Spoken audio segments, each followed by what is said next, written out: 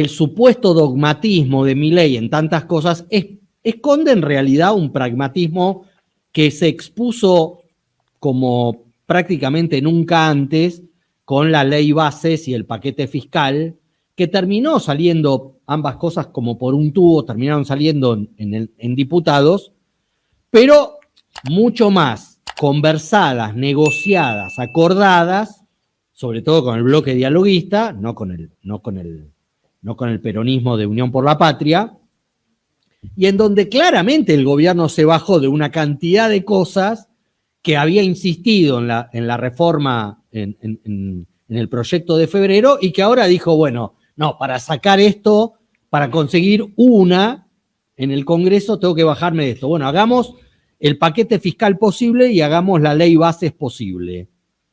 ¿Tenés esa mirada? ¿No tenés esa mirada? Sí, en líneas generales, a ver, Javi, la realidad existe. El gobierno ganó con el 56% y arrancó y dijo, bueno, el 56% quiero todo, mando el DNU, mando una ley de 663 artículos que iba desde la toga de los jueces hasta todo lo que se te ocurra. Los otros le dijeron, pará, papá, nosotros tenemos Congreso, diputados, senadores, ahí somos patronizota, vos sos chiquito, pero no es que se lo dijo Unión por la Patria, que era lo esperable. Se lo dijeron los que estaban más cercanos, el PRO, los radicales, Pichetto, le dijeron, che, pará, te queremos ayudar, pero ayudanos a que te ayudemos. Entonces, eso llevó toda una negociación de unos cuantos meses, el porrazo, primero sacaron la ley fiscal, después se cayó la ley ómnibus, después vino el rechazo del DNU en el Senado, y bueno, dijeron, bueno, a ver, repasemos, y te diría que hasta aquí, por lo que hemos visto en la semana, no se llevaron un premio menor. Es cierto, no es lo del comienzo, pero no es poco para nada. No solo porque reimplantan ganancias, porque sacan el blanqueo, porque hay un montón de minucias que son minucias para vos y para mí, pero hay algunos que la diseñaron a su medida y que seguramente la van a aprovechar fuerte, y porque también, Javier, me parece que la política aparece no solo en la gestión del gobierno, sino en algunas que yo veo debilidades de Unión por la Patria. Por ejemplo, nos tiene que llamar la atención que en estos 5 meses prácticamente Unión por la Patria en el Congreso se maneja igual que la izquierda más dura. A ver, cuando fue el debate de la ley anterior, que había problemas en la calle, se mandaron los diputados del Caño, Bregman y los referentes principales de Unión por la Patria fueron atrás corriendo a la plaza, ¿no? A hacerle la segunda. Ahora votan igual. La pregunta es, a mí me parece muy sensato y muy razonable que la izquierda vote como vota, porque son troquistas, ¿qué van a votar? No pueden decir, no, nos parece que el régimen de la pyme o de la grande o de esto o del otro. Pero la pregunta es, Unión por la Patria, en sus 2 bloques, conducido desde el Patria, ¿puede salvaguardar la integridad de los 33 del Senado y los 99 sin fisuras? Ya pasó que se fueron primero los tucumanos. Ahora los catamarqueños dicen, che, pará, la minería es la mía. No puedo votar en contra de la mía. Y ahí van otros, los sanjuaninos, detrás y dicen, y nosotros también. Entonces la pregunta es, cuando llegue al Senado, ¿vos podés mantener el rechazo cerrado con ese lenguaje que sigue utilizando Cristina, a la que traigo a la conversa? ¿Por qué? No porque lo que haya dicho sea muy novedoso, porque de novedoso prácticamente no dijo nada. Es la misma de siempre, no es como Axel que decía, che, hay que cantar una que no sepamos todo, canta la que sabe siempre. Pero aparece, me parece más interesante el momento que el contenido, porque aparece días después de la marcha contundente en defensa de la educación pública y días antes del debate de diputados. Como diciendo, acá estoy, quiero marcar la línea por la que tiene que ir la oposición, y esa línea es muy singular, porque cuando Cristina habla, critica a Milei, pero parece que Milei es un accidente del azar de la historia. Porque como el gobierno del Frente de Todos no existió, vos fijate esas curiosidades que tiene el lenguaje, Javier. En un momento Cristina en Quilmes se refirió al gobierno de Alberto Fernández como el gobierno que vino después de Macri. Dijo, bueno, cuando estaba mostrando los gráficos de energía, dice, bueno, porque acá está el gobierno de mi gobierno, ¿no? El gobierno de ella, 2011, 2015, el gobierno de Macri y el gobierno que vino después de Macri. Totalmente. Ahora, la pregunta es, si esos 4 años están en un agujero negro, Milei es el fruto del azar. Milei es una casualidad de la historia. Ahora, si vos a esos 4 años los asumís, Milei es una causalidad, o mejor dicho, Milei tiene una causa. Pero como no los asume, se refugia en una línea editorial que es muy hermética, que es la misma que mantuvo cuando controlaba medio gobierno, porque tampoco ahora, a ver, Alberto Fernández es responsable de un montón de cosas, pero no puede ser el único chivo expiatorio. Entonces yo creo que ahí, en el relato de Cristina, hay una imposibilidad de aceptar, de hacer una autocrítica en serio, porque lo único que se acercó a una autocrítica en su mensaje fue soy medio mandona. Y la verdad que... Vaya novedad, ¿no? Bueno, pero y además me parece que, en todo caso, eso es solamente algo de lo mucho que se tiene que decir a sí mismo, Unión por la Patria, el peronismo, etcétera, respecto del gobierno de Alberto Fernández y de Cristina Fernández, más de la forma en la que viene haciendo política en los últimos 10 años, porque si no, te refugiás fingiendo desconocimiento de todo lo sucedido en una posición que es tan dura que en última instancia le va a permitir al gobierno, como ya pasó en diputados, abrirse la puerta para futuros proyectos. En síntesis, lo que yo creo que aquel viejo tema de que lo que es rígido y no se flexibiliza se termina rompiendo, es algo que le puede pasar, si es que no le está pasando, a Unión por la Patria, que está perdiendo fragmentitos. Claro, como son 3 primero, ahora 3 después, pero lo que creo que ahí tiene que haber una suerte de reseteo más profundo que esa engañosa autocrítica que, viste, cuando te dicen, che, Javi, decime un defecto, y yo soy muy tolerante. Claro. Mi defecto es que ¿sabes que soy muy buen tipo, Javi, yo? Eso es lo que me mata a mí, que soy muy buen tipo. Claro, soy demasiado buen tipo, claro. No, eso no es autocrítica. Pero además, Gustavo, lo que plantea Cristina en relación con Milei empieza a hacer agua, no solamente por lo que pasa en diputados o por lo que puede pasar en el Senado, sino también por lo que pasa ya en este punto de desgaste de escucharle cosas a Cristina, las mismas cosas que le venimos escuchando desde hace años y donde hace años no viene acertando o no viene dando en la tecla respecto a cuáles son los problemas y cómo resolverlos. Yo creo que ese es el nudo de la cuestión.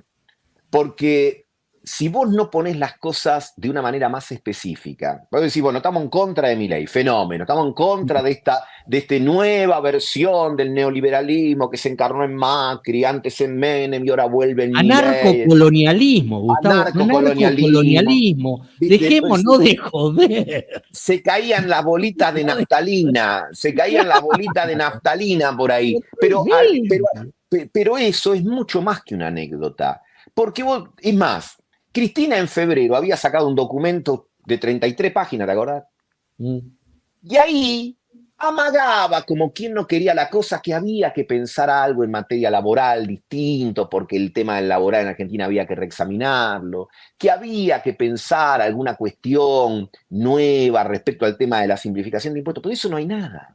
Entonces, a lo que voy es que te refugias en una posición ideológico-doctrinaria que está bien para el frente izquierda, pero no está bien para una fuerza política que maneja gobernaciones, intendencias y que tiene la cantidad de diputados y senadores como tiene el frente, que es una opción de gobierno. Porque la pregunta es, imagínate que viene alguien y acelera el tiempo y los 4 años de mandato de Javier Milei se aceleran y ya estamos en diciembre del 2027. Y vos decís, bueno, y el peronismo asume ¿para qué? ¿Para hacer qué? ¿Para hacer qué respecto al empleo? ¿Para hacer qué respecto a las inversiones? Viste, me parece que no es una cuestión solamente formal el hecho de examinar qué pasó durante los 4 años del Frente de Todos. Yo creo que lo mejor que le puede pasar al peronismo, valga la redundancia, es que a Milei le vaya razonablemente bien. Porque si a Milei le va razonablemente bien, el peronismo se va a tener que esforzar para mejorar. Y si a Milei le va mal, el peronismo no tiene que hacer nada para volver al poder. ¿Qué fue lo que pasó en el 2019? Como Macri se empezó, viste, como el Costa Concordia era el barco ese que quedó, sí, ¿no? que quedó varado. Que se quedó. Bueno, como le fue pasando eso al macrismo, volvemos mejores, Alberto candidato, y después vimos lo que pasó, 4 años de interna, además de lo mismo, de no tener ideas nuevas, bueno, entonces, ¿qué quiere decir que a Milei le vaya razonablemente bien? Quiere decir que Milei pueda estabilizar la economía, no estoy diciendo que lo va a lograr, estamos hablando en lo aspirativo, que pueda estabilizar la economía, que la Argentina pueda tener niveles de inflación más o menos razonables y que haya algún nivel de recuperación del mercado. ¿Para qué? Para que en todo caso el peronismo, queriendo ser una alternativa en el 2025 primero en la legislativa y en el 2027 en la presidencial, pueda aparecer con un combo de idea nueva. Porque sí, que también es una posibilidad, si a esta experiencia libertaria, que hasta ahora tiene una euforia financiera bárbara, pero tiene una depresión productiva monumental, esta depresión productiva se le alarga y se convierte en una cuestión muy compleja desde el punto de vista social, y muchos van a decir, flaco, ¿y para qué tenemos que revisar? No revisemos nada, es sentarte y esperar. ¿Qué era el imaginario del chiste que había hecho Pepe en la playa con el pochoclo en febrero? Sobre la paz. Claro, que no es un problema si lo hace Pepe, pero es un problema porque lo pensaban algunos dirigentes importantes. Sí, totalmente. Entonces, sí. Vos fijate que si nosotros en la Argentina seguimos apostando, a que no te preocupes, si total el que viene va a hacer las cosas peor que nosotros. Así que de alguna manera, viste, como el mundo es redondo, vamos a volver. Bueno, no tenés el upgrade que necesitas para que la gente te vuelva a mirar. Y acá, la discusión que estamos presenciando, más allá de la ley base, de lo fiscal, es una discusión de la más política del mundo. ¿Qué es el Estado? Es qué tipo de Estado querés, financiado de qué manera. Por supuesto que alrededor del proyecto de Milei hay cuestiones que son, en algunos casos, como mínimo delirantes. Como mínimo delirantes en cuanto a plantear una sociedad de mercado, que se comieron la banquina con la prepaga, porque sacaron un decreto diciendo, muchacho, acá todo free, el mercado se acomoda. Ahora intervienen hasta para ver si te devolvieron bien la cuota que pagaste de más. Y ahora tienen que retroceder en chancleta porque no existe el mercado que no regule. No existe el Estado que no regule. Pero, ¿qué pasa? Si del otro lado lo que te critican son lo que te hicieron este engendro mamarracheco del Frankenstein que tenemos como Estado, Milei tiene carta blanca para avanzar. Sí, ¿por qué? Eso explica también por qué mantiene niveles apreciables de respaldo pese al ajuste que se está llevando a cabo. Exacto, porque mira, en Cristina, porque Cristina sigue comandando los bloques de diputados y de senadores, vamos a hablar con claridad. Entonces, Cristina arranca y te dice, hay solo 2 países en el mundo que tienen superávit. Te está planteando que el superávit fiscal es una anomalía. Y después dice, pero en los últimos años que tuvimos superávit lo hicimos nosotros. Bueno, ¿en qué quedamos? ¿Es una anomalía o hay que buscarlo y es virtuoso? Después te dice, cuando metió lo del anarcocolonialismo, dice, no, porque es la economía extractivista, ¿no? La minería extractivista. Y después te reivindica Vaca Muerta. Entonces voy a decir, pará porque me estoy volviendo loco. Te das cuenta que hay que discutir, hay que rediscutir en todos los ámbitos de la política, y en este caso en la principal fuerza opositora, a ver si tenés, respecto de la estabilidad, de las inversiones, de lo fiscal, de las relaciones laborales, de la cuestión previsional, algo que no sea la misma cantata de siempre. Porque, a ver, el tema previsional es todo un tema que va más allá del índice. Pero si en tu gobierno, Alberto Fernández y Cristina Fernández, apenas anunciaste y abriste el gobierno, lo primero que hiciste fue cambiar una fórmula para jodernos, no es muy creíble que ahora te pongas en, viste, el defensor de los jubilados. Sí, sí. ¿Viste? Y Claro. si en el tema laboral, ¿viste? Vos decís, no, porque sí, la verdad que es una barbaridad, pero después la voz te la llevan los mismos tipos que crearon toda la runfla del tema laboral, no tenés forma de ganar credibilidad fuera de los que son más intensamente ideológicos. Y a mí me parece que eso es, paradójicamente, lo que le da carta a Milei para poder avanzar con sus aliados que estaban reticentes, porque ahí le dio fruto la estrategia que eligió Milei en enero y en febrero, que fue hablarle a las bases del PRO y al radicalismo para decirle, muchachos, si quieren antikirchnerismo y antiestado presente, elíjanme a mí. Soy yo, claro. Y ahora los dirigentes del PRO se tuvieron que rendir y lo del radicalismo, casi que menos 2 o 3 bajaron toda la bandera, las enrollaron. ¿Por qué? Porque se dan cuenta que Milei toca la música que le gusta a ese 50% de la población. El otro 50% de la población sigue escuchando que después de todo no estuvo tan mal. Claro. Y en el fondo, aunque ya no esté Alberto para decirlo, te dicen, y si no hubiese sido por la pandemia y la sequía. Sí. Y vos decís, me parece que hay otras cosas. Hay toda una cuestión de no sintonizar con lo que es la justicia social en el siglo XXI, porque Milei le pegó un planchazo al peronismo, le dijo, acá no hay nada más injusto que la justicia social.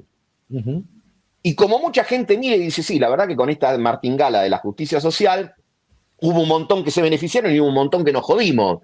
Y la veíamos desde afuera, la ñata contra el vidrio. Entonces miran a los que hablan de justicia social, dicen, che, bueno, contame, ¿qué tenés para ofrecerme? No, lo mismo.